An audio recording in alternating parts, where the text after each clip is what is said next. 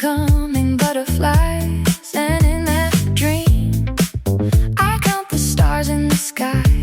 The whiteness of clouds shines with the moon, whose eyes are watching the mortal world, already seeing through the foreshadowing buried deep within the soul.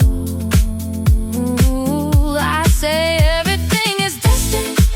I say he moves unseen in quiet command. The waters of the vast sea, the clouds of distant mountains, are all stories already written with their endings before they even begin.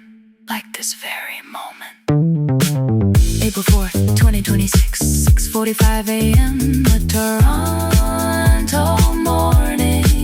I wake abruptly from a dream, casually drawing back the curtain, and find the sky ablaze with radiant clouds glowing in warm shades of orange, like a grand blessing sent out 8 minutes and 20 seconds ago, yet already journeying within the sun 50 million years before. A blessing destined to arrive, awakening all things. I receive it with a devout heart, washing away the dust of the human world in his name.